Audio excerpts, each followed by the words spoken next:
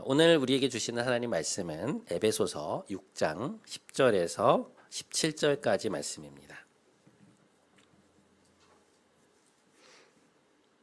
한 절씩 교독 후에 마지막 17절은 합독하시겠습니다. 끝으로 너희가 주 안에서와 그 힘의 능력으로 강건하여지고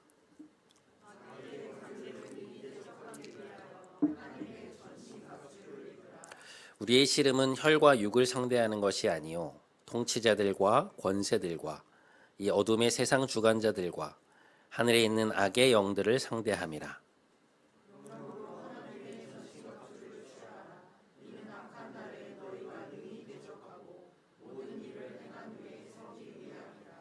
그런즉 서서 진리로 너희 허리띠를 띠고 의의 호심경을 붙이고 모든 것 위에 믿음의 방패를 가지고 이로써 능히 악한 자의 모든 불화살을 소멸하고 함께 구원의 투구와 성령의 검 곧 하나님의 말씀을 가지라. 아멘. 이것은 하나님의 말씀입니다.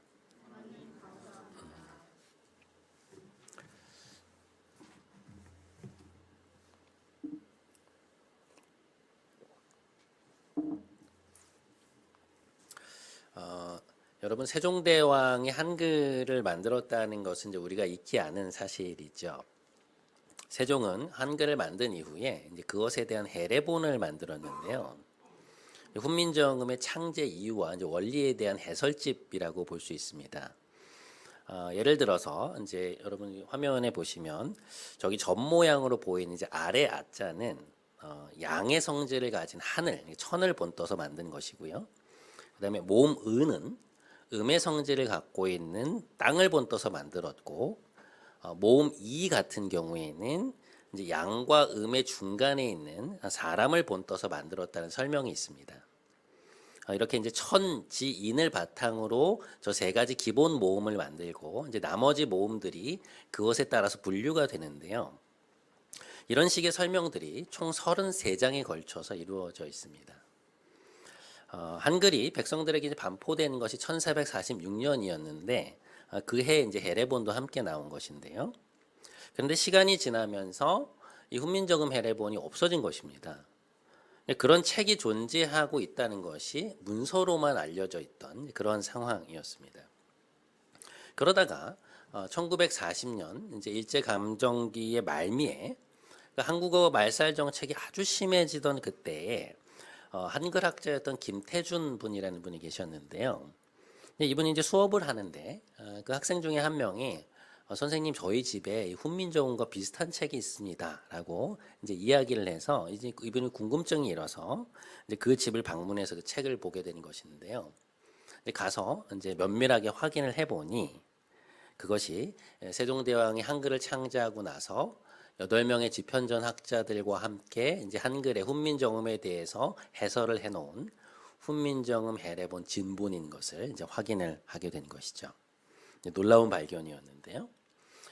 그것이 당시 이제 민족문화재를 보존하기 위해서 그것들을 이제 수집하고 있었던 간송 전영필 선생에게 이제 소개가 되었는데 이 전영필 선생이 그것을 당시에 돈 10,000원을 주고 이제 사게 되었다는 것이죠. 1940년도에 돈 10,000원이면 이제 어느 정도냐? 당시에 좋은 기와집 10채 정도를 살 수 있는 돈이었다고 합니다.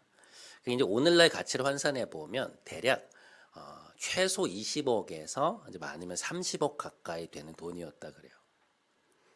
그 돈을 주고 전영필 선생이 그 책을 산 것입니다. 그러니까 이분은 이 책의 가치가 얼마나 큰지를 알고 있었던 것이죠. 만약 그냥 그 집에 있었다면 그냥 그 책장 중에 한 곳에 오래된 책 중에 한 권으로 있었을 그 책이 그 가치를 아는 사람의 손에 들어가니 그 가치가 이제 세상으로 알려지게 된 것입니다. 이 훈민정음 해례본은 지금 국보 제70호로 이제 제정이 되어 있는데요. 나의 문화유산 답사기라는 시리즈의 책이 있습니다.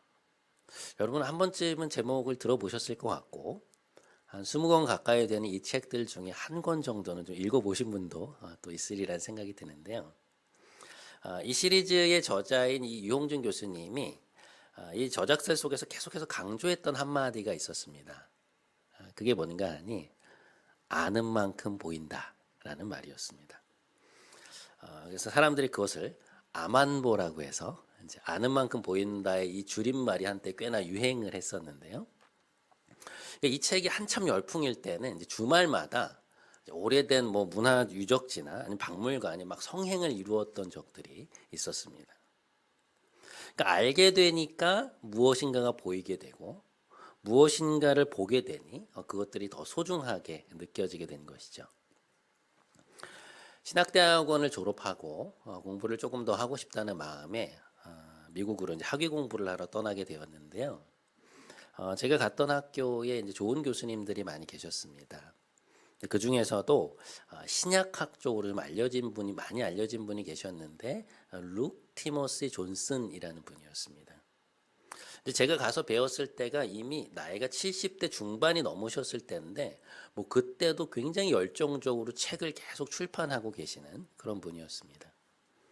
근데 공부하는 과정 속에서 그분 수업을 이제 여러 개 듣고 시간이 날 때마다 이제 찾아가서 이야기도 나누곤 했었는데요. 근데 그 배움의 기간을 통해서 제가 성경을 보는 눈이 이렇게 확 열리는 것을 경험하게 되었습니다. 제 스스로 느끼기에도 그것에서 공부하기 이전과 이후에 성경을 보는 지평이 달라진 거예요. 그러니까 똑같은 문자인데 그 문자 뒤로 보이는 풍경이 완전히 달라지기 시작한 것이었습니다. 그러니까 아는 만큼 보인다는 말을 정말 실감했던 그러한 시간이었습니다. 오늘 에베소서 본문에서 바울은 드디어 공격 무기를 꺼내고 있습니다. 공격이 최선의 방어다라는 말도 있는데 이 무기를 계속해서 숨겨놓고 있다가 이제 마지막에 쫙 이렇게 뽑아드는 것이죠. 정령의 검, 곧 하나님의 말씀을 가지라라고 이렇게 말하고 있는 것인데요. 자, 문자로 쓰여 있는 성경이 어떻게 하나님의 말씀이 될 수 있을까? 여러분 우리가 상대방이 어떤 사람인지 알기 위해서는 대화를 해보면 알죠. 이 말이라는 것은 사람의 생각을 담는 도구이기 때문에 어떤 사람과 오랜 시간 교제하면서 이제 대화를 나누다 보면 그 사람이 갖고 있는 생각, 가치관, 삶의 태도들을 우리가 알게 되지 않습니까? 그 사람의 말을 통해서 그 사람을 알게 되는 것이죠. 성경 말씀 역시 마찬가지라는 것입니다. 하나님이 우리에게 말씀하신다는 것은 무엇인가? 하나님의 생각, 그분의 뜻, 그분의 감정, 우리에 대한 그분의 계획을 우리가 알아들을 수 있는 언어로 말씀하신다는 거거든요. 요한복음 1장에 보면 요한복음의 저자가 예수님을 말씀이라고 표현을 해요. 그러니까 1장 1절에 보면 태초에 말씀이 계셨다. 그리고 그 말씀이 육신이 되셨다라고 하는 표현을 이제 뒤에 가서 하게 되는데 예수님이 하나님의 말씀이라는 것은 무슨 의미인가? 그러니까 하나님께서 하나님 자신을 우리가 이해할 수 있는 언어로, 그러니까 우리가 눈으로 보고 귀로 듣고 손으로 만질 수 있는 육신으로 보여주셨다는 것이죠. 그러니까 하나님이 어떤 분이신지 우리가 이해할 수 있도록 해주셨다는 것입니다. 골로새서 2장 9절에 보면 이런 말씀이 있습니다. 그 안에는, 예수 그리스도 안에는 하나님의 신성의 모든 충만이 육체로 거하시고, 그러니까 예수 그리스도 안에는 우리와는 차원이 다른 하나님의 신성이 그 유한한 육체 안에 담겨 있다는 것입니다.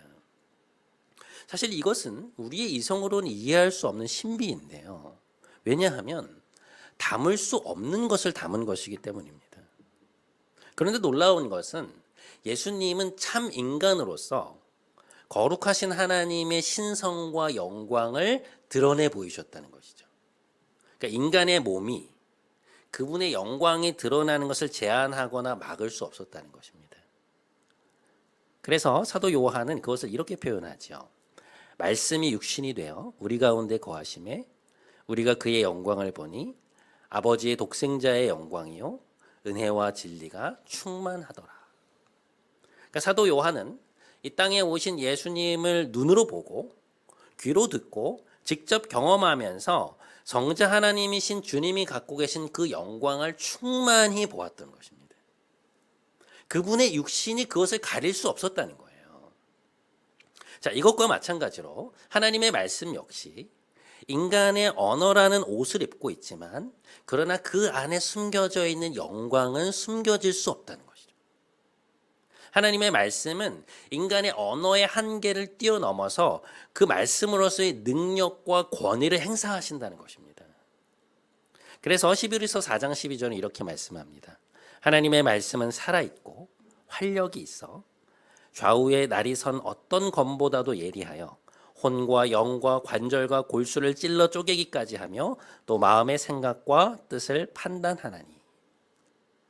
우리는 하나님의 말씀을 글자로 보고 귀로 듣지만 그러나 그것은 지금 우리의 삶의 정황 속에서 살아 역사하시는 하나님의 음성이요 하나님의 검이 된다는 것입니다. 먼저 하나님의 말씀은 진리와 거짓을 분별케 함으로써 우리에게 강력한 무기가 되는 것을 우리는 볼 수 있습니다. 여러분 복음서에 보시면 예수님이 광야에서 40일을 금식하신 이후에 마귀에게 시험을 받으시는 장면이 나오죠. 여러분 그때 예수님이 어떻게 대응을 하시나요? 말씀으로 대적을 하십니다. 그러니까 말씀의 검으로 그 공격을 물리치세요. 단순히 방어하면서 끝나는 것이 아니고요. 말씀을 제시하심으로써 마귀의 괴계를 깨뜨리십니다. 예수님이 시험을 받으시던 때가 언제냐면 예수님이 이제 공적 사역을 시작하시기 바로 직전이었거든요. 메시아로서의 사역을 시작하시던 바로 그때. 그러니까 십자가의 죽음을 염두에 두고 메시아로서의 그 첫 거듭을 내디디시려고 하고는 바로 그때 마귀는 예수님을 무엇으로 유혹하는가? 돌로 떡을 만들어서 사람들의 경제적인 필요를 채우라고 합니다. 그러면 지금 이 식민지 상황에서 경제적으로 공궁에 있는 사람들이 너에게 열광할 것이고 이 메시아 사역이 엄청난 힘을 받을 것이다. 그런 유혹을 해오죠. 예수님이 염두에 두고 계셨던 그 메시아 사역의 성격과 방향을 이렇게 바꾸어 버리려고 한 것이었는데요. 거기에 대해서 예수님 뭐라고 말씀하십니까? 이렇게 말씀을 하시죠. 사람이 떡으로만 살 것이 아니요 하나님의 입에서 나오는 모든 말씀으로 살 것이니라. 무슨 말씀입니까? 인간에게 참 생명을 주는 것은 떡이 아니다. 하나님 말씀이다. 그것만이 인간의 삶을 진정 인간답게 만든다. 그 말씀을 하시면서 마귀의 공격을 물리치시는데요. 그런데 여러분 예수님이 하신 이 말씀은요. 신명기 구약성경 신명기 8장 3절의 말씀입니다. 예수님이 그 말씀을 그 신명기의 맥락 속에서 가져다가 지금 이 상황에 적용하신 거예요. 그러니까 마귀가 말하는 그 논리의 핵심을 한 번에 배워버리신 것인데요. 그러니까 그것은 진리가 아니라는 것이죠. 하나님이 원하시는, 하나님이 바라시는 방법이 아니라는 것입니다. 자, 이어지는 마귀의 두 번째 시험은 예루살렘의 성전에서 뛰어내리라는 것이었습니다. 모든 이들이 우러러보는 그 거룩한 성전의 꼭대기에서 어떤 화려한 기적과 퍼포먼스를 보여줌으로써 주목을 끌고 사람들에게 인기와 지지를 얻어서 그것을 기반으로 메시아 사역을 해나가라는 것이죠. 그렇게 하려면 눈에 띄는 뭔가가 필요한데 근데 그렇게 뛰어내리면 하나님 일인데 하나님께서 너를 보호해 주시지 않겠냐. 이제 그렇게 말을 하거든요. 이제 거기에 대해서 주님이 어떻게 대응을 하시냐면 이번에도 말씀을 인용하십니다. 딱 한 말씀 하세요. 자, 이거 신명기 6장 16절 말씀을 인용하신 것인데요. 자, 같이 읽어보겠습니다. 자, 시작. 기록되었으되 주 너의 하나님을 시험하지 말라. 깔끔하시죠? 이 한마디 말씀으로 더 이상 마귀가 그 문제에 대해서 왈가왈부하지 못하도록 만드십니다. 그러니까 우리를 혼란스럽게 만드는 그 모든 생각과 유혹의 핵심을 이 말씀 한마디로 깨뜨려 버리시는 거예요. 여러분, 사실 마귀가 우리를 유혹하고 혼란스럽게 만드는 생각들은요, 결코 얼토당토한 것들이 아닙니다. 그러니까 아주 교묘하게 그것이 지금으로서는 최선의 방법이고 어쩔 수 없는 선택이며 그렇게 하지 않으면 안 된다고 하는 합리화와 거짓된 강박을 우리에게 불어넣습니다. 여러분, 20세기 초중반에 공산주의 혁명들이 왜 일어났나요? 한마디로 말하면 모두가 배불리 먹을 수 있는 빵을 위해서 일어난 것 아닙니까? 그러니까 돌로 떡을 만드는 방식으로 인간의 문제를 해결하는 것이죠. 그러나 그것이 그 이상처럼 해결이 되었습니까? 그렇지 않았죠. 오히려 더 많은 사람들의 목숨을 앗아갔습니다. 그러면 그 대척점에 서 있는 지금 수정주의 자본주의 시스템은 나은가? 이것 역시 돌로 빵을 만들려는 시도 아닙니까? 모든 것을 빵의 문제로 바꿔버리잖아요. 그러니까 우리 주변에 있는 거의 모든 것의 가치가 돈으로 환산되는 시대에 우린 살고 있고, 경제적인 문제만 해결되면 모든 것이 해결될 것 같은 그러한 이야기와 스토리들이 얼마나 많이 있습니까? 어딜 가나 돈의 문제죠. 그것이 돈이 우리를 구원해 준다는 것입니다. 마귀가 이제 그 유혹을 던지는 거거든요. 그 방식으로 살아가야 한다고 계속해서 우리의 삶의 방향을 그쪽으로 틀어가고 있는 것입니다. 그러나 예수님은 거기에 대해서 그것이 그럴듯해 보이고 뭔가를 이루어낼 것 같으나 그러나 실상은 거짓이라는 것을 말씀을 통해 드러내시는 것이죠. 진리 되신 말씀의 검이 거기에 사용되는 것입니다. 여러분, 오늘날 얼마나 많은 이들이 다른 사람들의 인정과 부러움과 지지를 기반으로 살아가고 있습니까? 그러니까 내가 걸어가고 있는 이 길 자체가 중요한 것이 아니라 다른 사람이 나를 어떻게 볼까? 사람들의 시선, 사회적 시선에 얽매여 살 때가 얼마나 많은가요? 하나님을 믿는다고 하는 우리조차도 우리의 삶을 지탱하는 것이 하나님의 사랑과 하나님의 인정이 아니라 다른 사람으로부터 받는 인정과 지지일 때가 참 많아서 그들에게 보여지는 어떤 것, 사람들을 만족시키는 어떤 것을 행할 때가 우리 삶 속에서도 얼마나 많냐는 것입니다. 하지만 여러분, 그것은 결코 우리의 인생을 견고히 지지해 줄 수 있는 토대가 될 수 있는 것이 아니죠.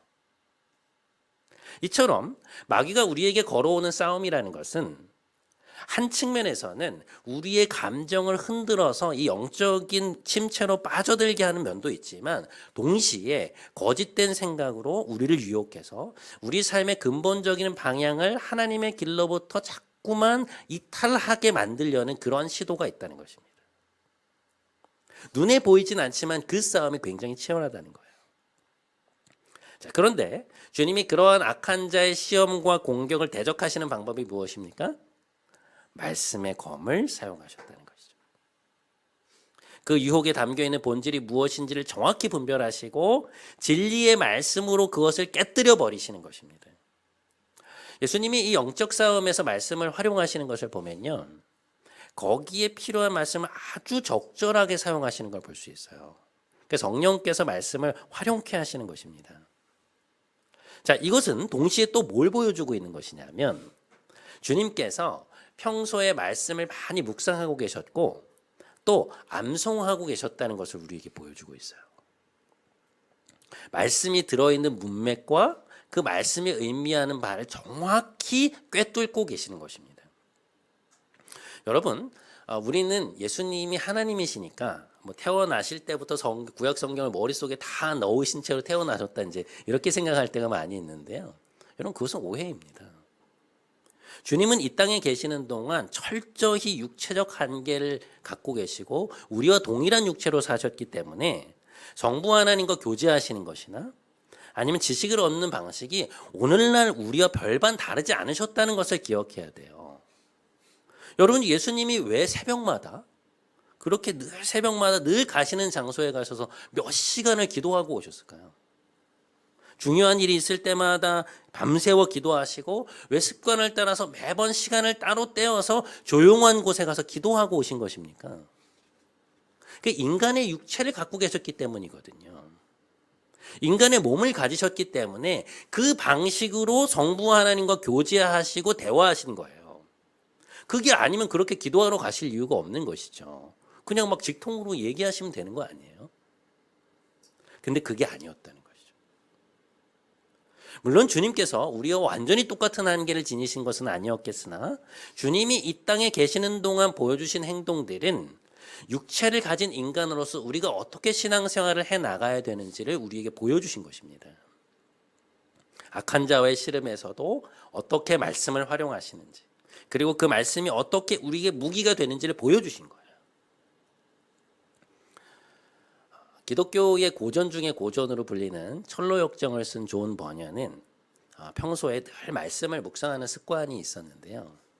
오늘날 골로새서 1장 20절 말씀, 십자가의 피로 화평을 이루사 만물, 곧 땅에 있는 것들이나 하늘에 있는 것들이 그로 말미암아 자기와 화목하게 되기를 기뻐하심이라 라고 하는 그 말씀을 묵상하다가 그 말씀이 담고 있는 그 영광의 무게에 압도당했다는 얘기를 합니다. 그 무게에 눌려서 거의 기절할 뻔했다는 표현을 써요. 근데 이런 경험을 하고 나면 어떤 일이 벌어지느냐? 다른 문제들의 무게가 가벼워집니다.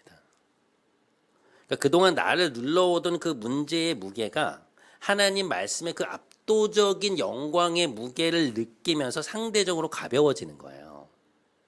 마귀는 우리가 맞닥뜨린 문제를 과장해서 우리가 당면한 그 일의 실제 무게를 우리가 혼동케 만들거든요. 그것을 더 무겁게 항상 우리에게 만듭니다.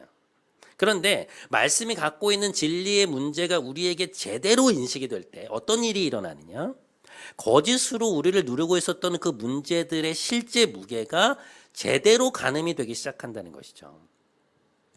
오래전에 한 집사님이 자신이 이제 교회를 처음 나가기 시작하셨을 때 성경 말씀을 읽는데 창세기 1장 1절 말씀 있잖아요. 태초에 하나님이 천지를 창조하시니라. 성경을 펴서 이제 그 말씀을 읽는데 그 성경의 첫 구절이 자기에게 이제 확 다가오면서 그 말씀이 믿어지는데 놀라운 평안이 찾아오더라는 거예요.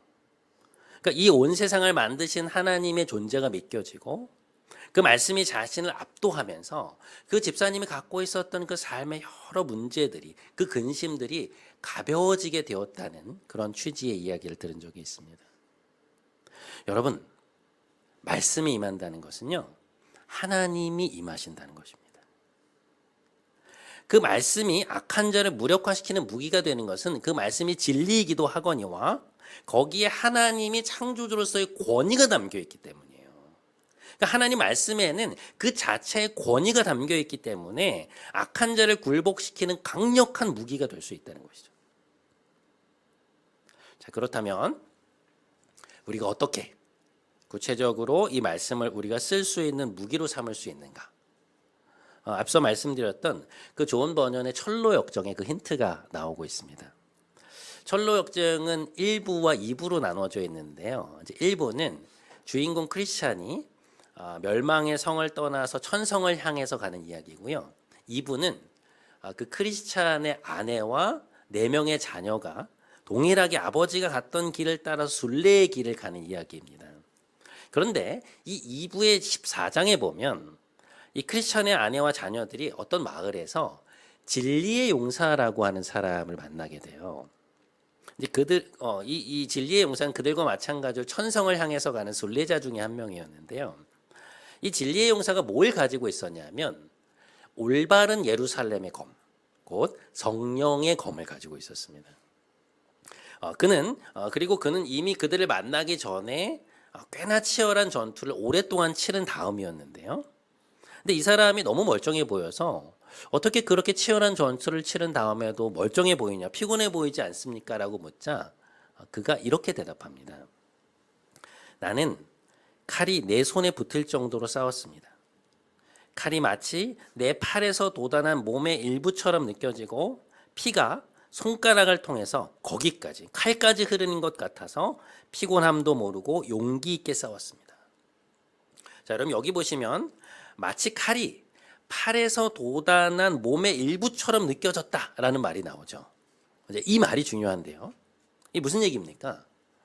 성령의 검이 마치 자기의 몸의 일부와 같았다는 것이죠. 거의 한 몸이었다는 것입니다.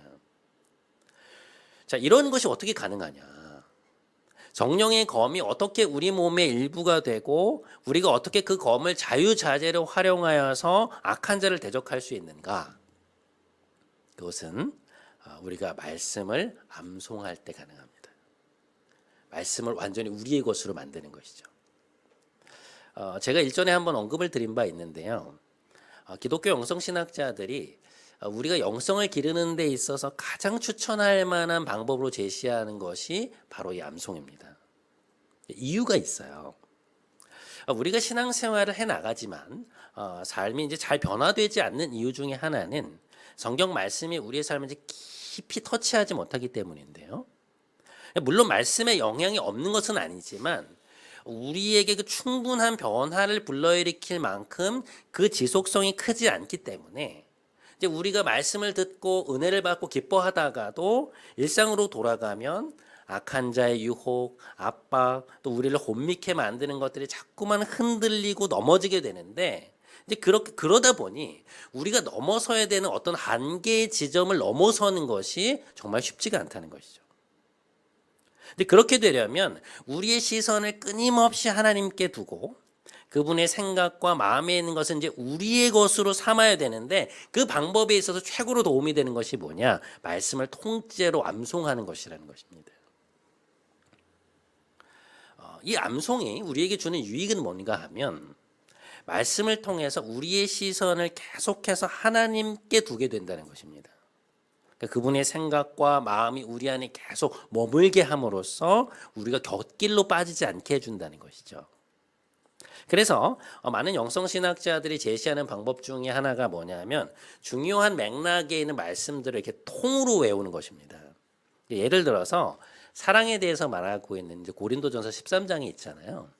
거기 이제 사랑에 대해서 뭐라고 말하냐면 사랑은 온유하고 사랑은 오래 참고 온유하며 시기하지 아니하며 자랑하지 아니하며 교만하지 아니하고 그리고 무례히 행하지 아니하며 자기의 유익을 구하지 아니하며 정내지 아니하고 악한 것을 생각하지 아니하며 불의를 기뻐하지 아니하고 진리와 함께 기뻐한다. 이제 이런 이야기들이 쭉 나오거든요.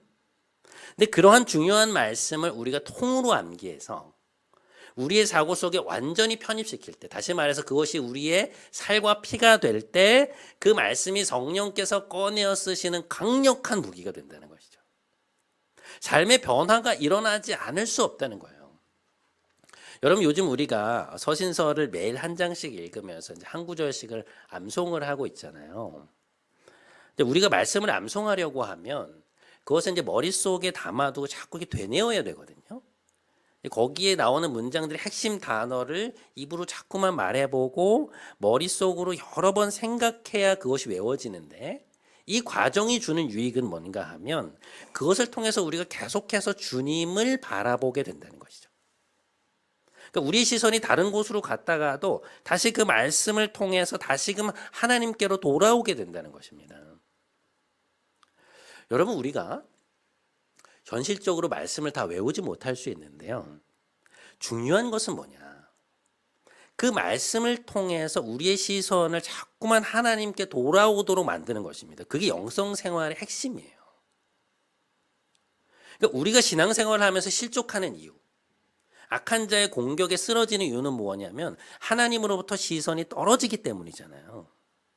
그러니까 하나님이 아니라 자꾸만 다른 걸 보기 때문에 뭔가가 두려워지고 유혹을 받게 되고 우리가 가던 길에서 이탈하게 되는 것 아닙니까?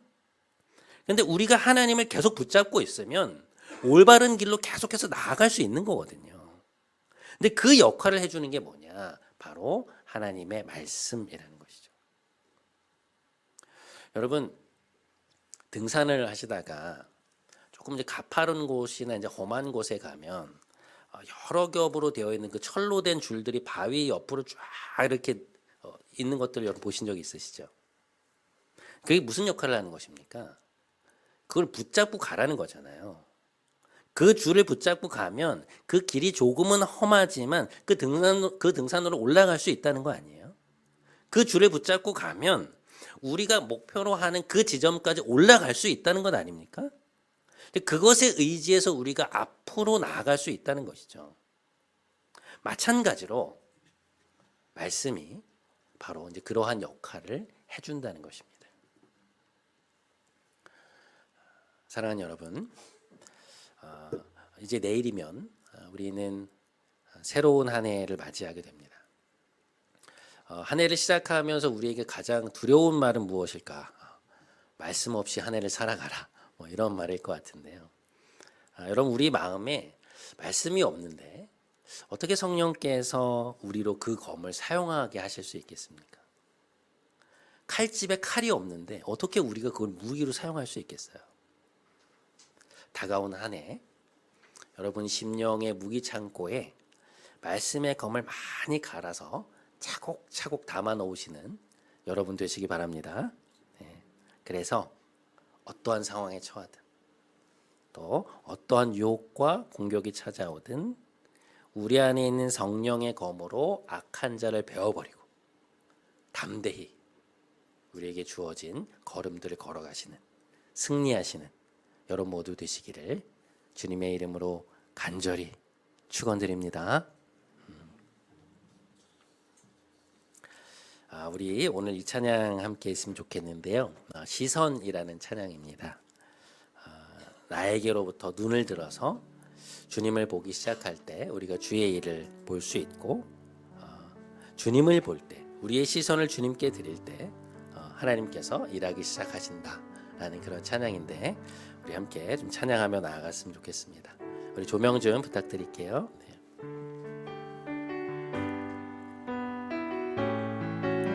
내게로부터 눈을 들어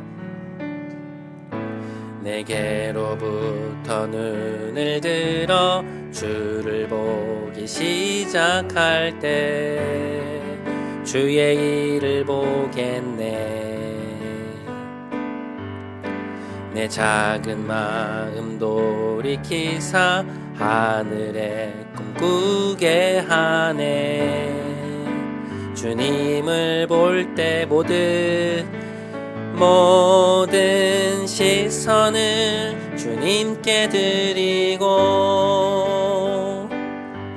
살아계신 하나님을 느낄 때 내 삶은 주의 역사가 되고 하나님이 일하기 모든 시선을 주님께 드리고 전능하신 하나님을 느낄 때 모든 시선을 주님께 드리고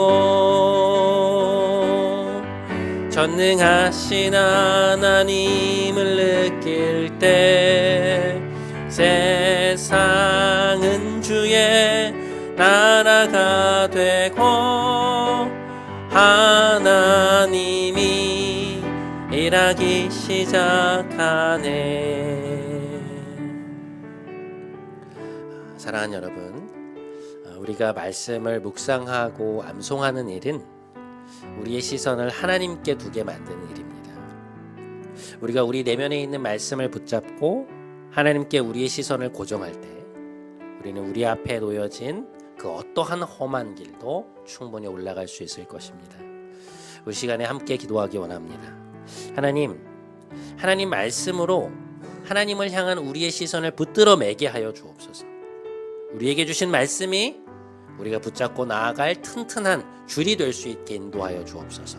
우리 이 기도 제목 가지고 함께 기도하며 나아가도록 하겠습니다. 함께 기도하겠습니다. 하나님 아버지, 오늘 말씀을 통하여 우리에게 은혜를 허락하여 주심에 감사합니다. 하나님의 말씀이 우리로 하나님을 보게 만드는 우리의 시선을 다시금 하나님께로 고정시키게 만드는 일들이오며 하나님 우리로 하여금 알게 하여 주시옵소서. 하나님으로부터 하나님을 바라보던 우리의 시선이 떨어질 때가 얼마나 많으며 이탈할 때가 얼마나 많은지 모르겠습니다.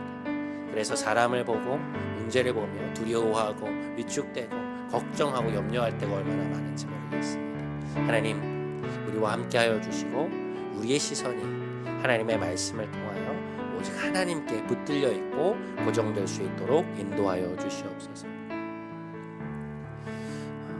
여러분, 하나님은 말씀을 통해서 우리로 거짓을 분별케 하시고 그 말씀에 담겨있는 권위를 가지고 악한 자를 굴복시키기 원하고 계십니다. 그러니까 우리의 심령에 좌우에 날이 선 하나님의 말씀이 담겨있을 때 성령께서는 그것을 언제든 쓸 수 있는 강력한 무기가 되게 하실 것입니다. 이 시간 한 번만 더 함께 기도했으면 좋겠습니다.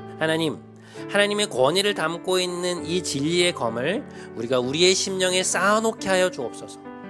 그것이 우리 몸에서 나온 팔과 같이 되어서 언제든 악한 자의 유혹과 공격에 맞서는 무기가 되게 하옵소서. 그것을 담기로 결단합니다. 우리 그런 결단의 기도를 하나님 앞에 드리도록 하겠습니다. 함께 기도하겠습니다. 하나님 아버지, 우리로 하나님의 말씀을 통하여서 하나님 마귀가 우리에게 주는 그 거짓된 생각들에 흔들리지 않게 하여 주시고 유혹에 흔들리지 않도록 우리를 함께 하여 주시옵소서.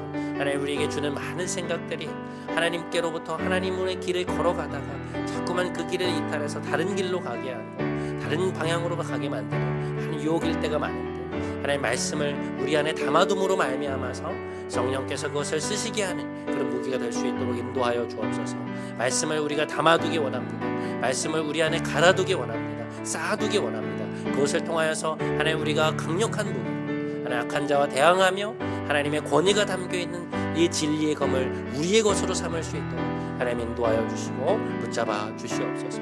우리 성도들의 심령에 주께서 은혜를 베푸시기를 원합니다. 주님 도우소서.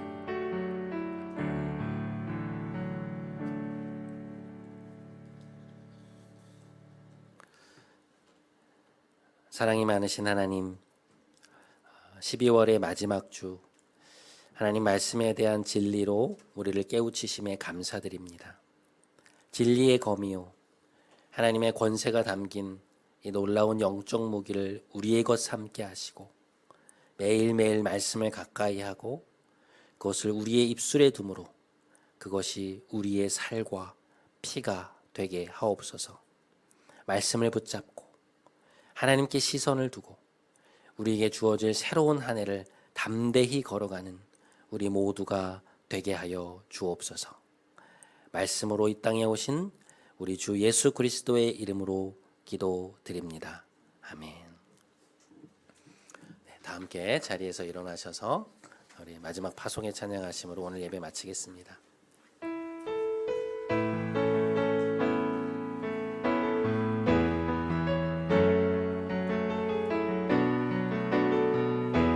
우리에겐 소원이 하나 있네. 우리에겐 소원이 하나 있네. 주님 다시 오실 그날까지 우리 가슴에 새긴 주의 십자가 사랑 나의 교회를 사랑케 하네. 주의 교회를 향한 우리 마음 희생과 포기와 가난과 고난 하물며 죽음조차 우릴 막을 수 없네. 우리 교회는 이 땅에 교회를 교회되게 교회를 교회되게 예배 예배되게 우릴 사용하소서. 진정한 부흥의 날 오늘 임하도록 우릴 사용하소. 교회를 교회되게 예배 예배되게 우릴 사용하소서. 진정한 부흥의 날 오늘 임하도록 우릴 사용하소서.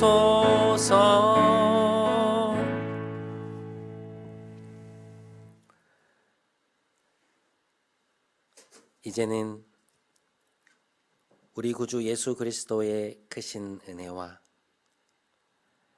하나님 아버지의 놀라우신 사랑과 보혜사 성령님의 힘주심이 하나님의 말씀을 우리의 무기로 삼아 악한 자를 물리치고 새해에도 담대히 승리의 삶을 살기 원하는 사랑하는 모든 성도들의 머리 위에 이들의 가정, 일터, 사랑하는 가족들 위에 하나님이 사랑하시는 이 교회 위에 이제부터 영원토록 함께 하시기를 간절히 축원하옵나이다. 아멘.